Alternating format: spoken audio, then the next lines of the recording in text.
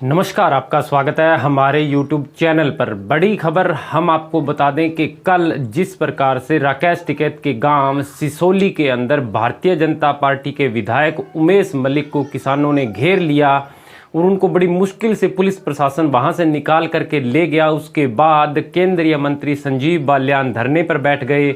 नरेश टिकैत ने आधी रात को किसान महापंचायत का आयोजन किया और बताया कि 5 सितंबर को है बहुत बड़ा फैसला लिया जाएगा।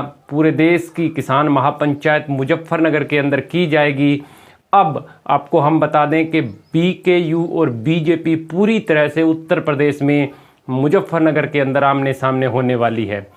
बीकेयू यानी कि भारतीय किसान यूनियन लगातार आह्वान कर रहा है कि जो 3 कृषि कानून सरकार लेकर के आई है उनकी वापसी को लेकर के किसान 8 महीने से ज़्यादा का समय हो गया है, दिल्ली की सीमाओं पर सटे हुए हैं और सरकार उनकी मांगों को नहीं मान रही।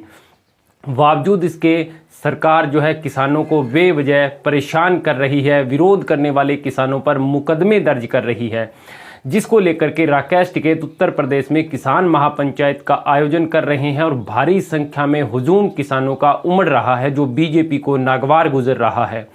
और जब राकेश टिकैत और नरेश टिकैत संयुक्त किसान मोर्चा के आह्वान पर ऐलान किया कि 5 सितंबर को मुजफ्फरनगर के अंदर देश की सबसे बड़ी रिकॉर्ड तोड़ किसान महापंचायत का आयोजन किया जाएगा और इसमें पूरे देश का किसान अपने ट्रैक्टरों, ट्रॉलियों, गाड़ियों सहित दल बल के साथ पहुंचेगा, तो बीजेपी के पैरों तले की जमीन खिसक गई। क्योंकि बीजेपी इस बात को चाहे डायरेक्ट रूप से न माने, लेकिन इनडायरेक्ट रूप से बीजेपी को पता है कि किसानों की ताकत क्या है और किसान यदि एकजुट होते हैं तो आने वाला समय भारतीय जनता पार्टी के लिए बहुत मुश्किल भरा रहने वाला है। न केवल उत्तर प्रदेश विधानसभा चुनाव 2022 बल्कि लोकसभा चुनाव 2024 में भी यदि बीजेपी विधानसभा चुनाव 2022 उत्तर प्रदेश में राज्य को खो देती है तो 2024 लोकसभा चुनाव में भाजपा निश्चित रूप से अपनी हार जो है वो पचा नहीं पाएगी और बीजेपी नहीं चाहेगी कि विधानसभा चुनाव 2022 में उत्तर प्रदेश से भाजपा की सरकार चलता हो। इसके लिए लगातार प्रयास किए जा रहे हैं। वहीं संजीव बाल्यान केंद्रीय मंत्री धरने पर बैठ गए हैं। उन्होंने कहा है कि जब तक इन पर कार्रवाई नहीं होगी, जिन्होंने कल इस घटना को अंजाम दिया है वो धरने पर बैठे रहेंगे।